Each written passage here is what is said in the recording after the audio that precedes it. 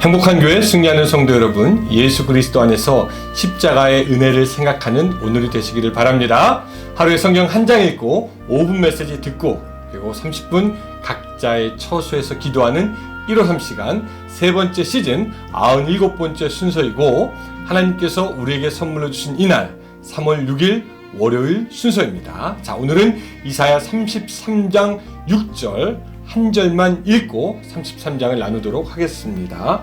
6절입니다. 내 시대에 평안함이 있으며 구원의 지혜와 지식이 풍성할 것이니 여호와를 경외함이 내 보배니라. 아멘.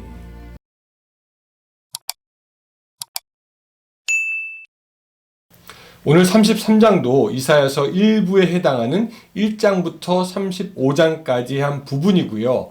조금 더 자세하게 설명하는 1장부터 27장까지 계속되었던 하나님의 심판에 대한 경고와 회복의 말씀들을 심화시켜서 말씀하고 있는 부분이다 라고 볼 수가 있겠습니다. 역사적으로는 아수르 왕 사네립이 예루살렘 침공 직전 시기를 배경으로 하고 있고요. 그래서 1절부터 6절까지는 선민의 대적과 선민의 구원에 대한 간구, 또 7절부터 16절까지는 선민을 공격하던 대적의 멸망과 구원의 간구, 또 17절부터 24절까지는 선민의 영광스러운 미래의 모습에 대한 예언이 되어 있습니다. 그런데 오늘은 이제 6절을 중심으로 좀 말씀을 나누려고 합니다. 자, 다시 한번 읽어보면요. 내 시대에 평안함이 있으며 구원과 지혜와 지식이 풍성할 것이니 여호와를 경외함이 내 보배니라.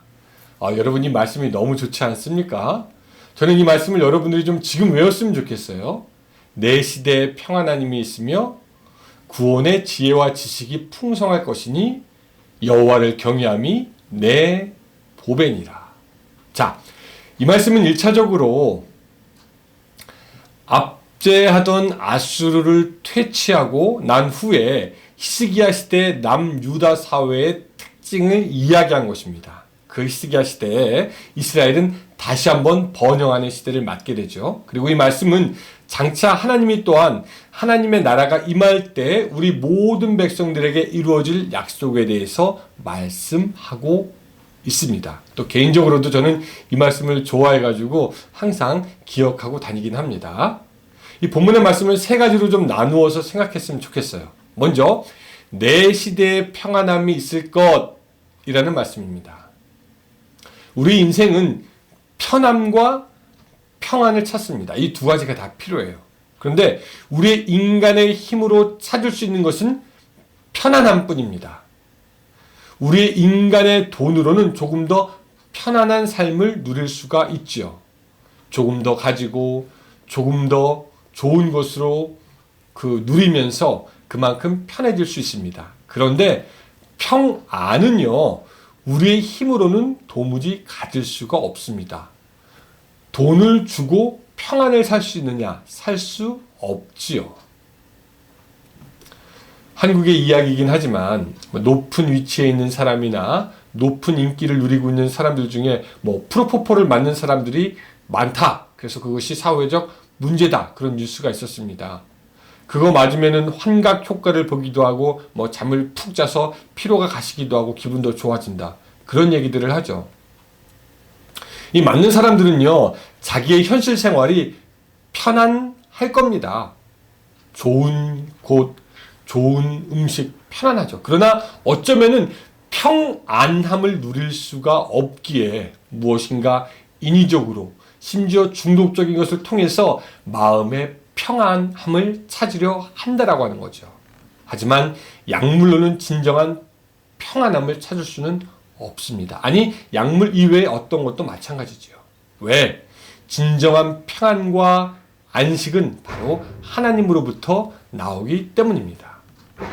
진정한 평안은요, 평안을 말씀하시는 하나님의 약속과 선언이 있을 때, 성령이 우리의 마음을 주장할 때 우리에게 찾아오는 것입니다. 우리가 그 평안함을 위해서 기도할 때 하나님은 우리의 마음속에서 그치지 않는 평안을 허락하여 주십니다. 이 평안은 그저 물질로 살 수 있는 흔들리지 않는 편안함, 이거보다 훨씬 큰 것이어서 흔들리지 않는 삶을 우리에게 주는 것이지요. 그러므로 사랑하는 여러분, 조금 더 좋은 편안함을 위해서 애쓰기보다 하나님께서 주시는 평안함으로 여러분들의 인생의 삶이 흔들리지 않게 되기를 주님의 이름으로 축복합니다. 두 번째, 구원의 지혜와 지식이 풍성할 것이다 라고 우리에게 말씀하시죠. 성경은 우리가 광야의 길을 걷는 인생이다 라고 이야기를 합니다. 여러분, 근데 실제로 광야의 길을 걸을 때 무엇이 필요합니까? 먹는 것도 필요할 거고요. 입는 것도 필요할 거고요. 돈도 필요할 수도 있을 것입니다. 짐이 필요하죠.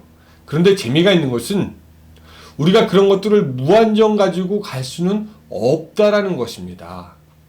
그저 광야의 길을 걸을 수 있을 만큼만 갖고 있어야지 그 이상이 있으면은 너무 무거워서 광야의 길 자체를 갈 수가 없게 되기도 할 것입니다.